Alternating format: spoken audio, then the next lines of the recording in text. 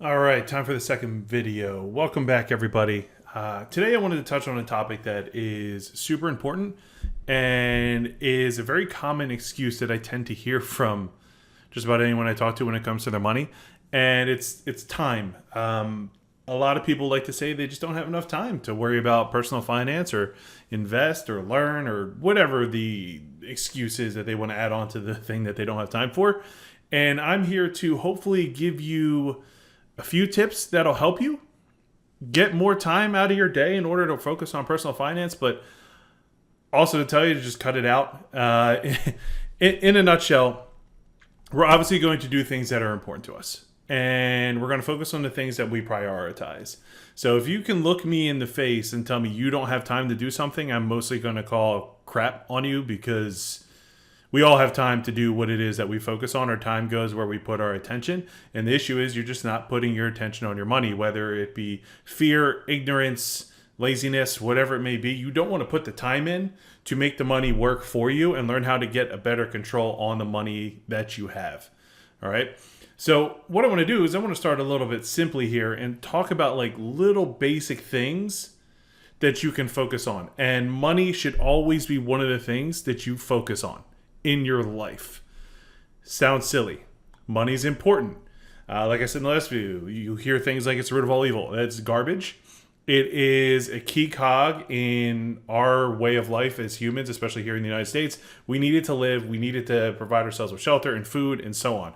And with the way things are in the markets, it's even more important that we are just cognizant and aware of what we're doing with our money on a weekly basis. It's really, honestly, even a daily basis, you kind of want to have a grip on what you're doing.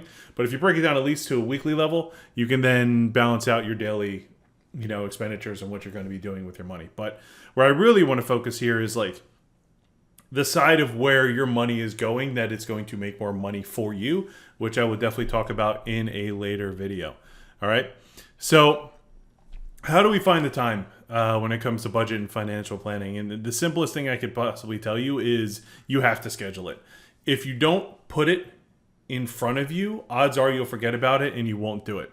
So you need to set the time for yourself, at least on a weekly basis, where you're charting out like what you expect to do that week when it comes to money. Now, I know things come up. You should budget for that as well. But you want to make sure you have your money for your expenses, so then you know what you have left and what you can then take and save and invest.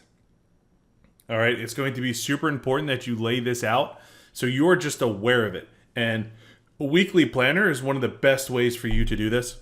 I'm in the process of creating one. It tends to get like overlooked for a lot of people, but if you have it down on paper, the odds of you actually staying to it go up quite a bit. Next, you really want to just you want to break it down. Okay?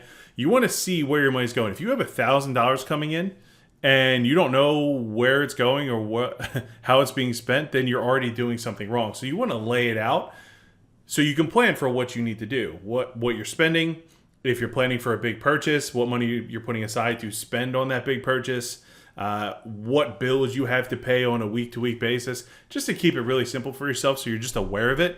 So you want to keep like a little checklist on your side of where you're just putting your money, the amount, where it's going, and so on. And the thing is like there's a lot of apps, most likely your bank has a budgeting tool and things like that involved in it if it's the route you choose to go, where they'll just automatically organize things for you. They simplify it for you, and it's actually kind of surprising. Like I used to work at a bank or a credit union for that matter, and a lot of people just overlook the simplicity of just this piece. If you are aware and you can see your money, you will change your habits. Unless you're an idiot. Next, I want to jump on the I don't have time piece that I elaborated to in the beginning, because it really is one of the biggest excuses I hear. And the first piece I want to touch on here is the education side of it. As people, as humans, we tend to like overlook the simple fact that when we learn about something, we're going to improve at it pretty much no matter what we do. So it's really just a matter of sitting down and doing it. If you can look at me again and sit here like I don't have time to do that, I'm going to tell you to turn the TV off. I'm going to tell you to put the video game away. I'm going to tell you to stop scrolling on your phone and doing whatever it is you're doing, because you have the time. We all have the time. We just don't want to sacrifice the leisure stuff that we are accustomed to doing every single day, because we don't feel right when we're not doing those things. If you want to build a habit, you need to put structure in place that gets you to do those things so that the cog can start rolling for you in your favor. So you need to put the time aside, learn about money, learn about terms, learn about investing, learn about saving, learn about budgeting. Do the things that someone that is good with money would do, and you will improve. All right. You don't need to spend a lot of time doing this stuff either. A lot of people get caught up in how much time they need to spend in learning something. And the fact is, the more you do it, obviously the more you're going to learn. But if you just take 15, 20, 30 minutes a day and put that aside to learn something, whether it's monetary, whether it's health-based, whatever it may be, you are going to gradually improve on that topic, and you're already be doing more than 90% of the United States or 90% of the planet, because for some reason we like to stop learning as we get older. Moral of the story here, guys and gals, is you need to take the time to understand what it is you are trying to accomplish. And when it comes to money, you need to realize and listen to yourself when you're just coming up with excuses to avoid the elephant in the room when it comes to getting something done. All right, if you take the time and you put your money down and you see where it's going, where it's coming from, how it's growing, you will be encouraged to begin to do things that will get you to shuffle money into your investments and your savings accounts. Okay? Obviously, if you guys have any questions, I would love to talk about this topic a little bit more. I know it's a very simple topic, but for some reason, it's really complicated for a lot of people.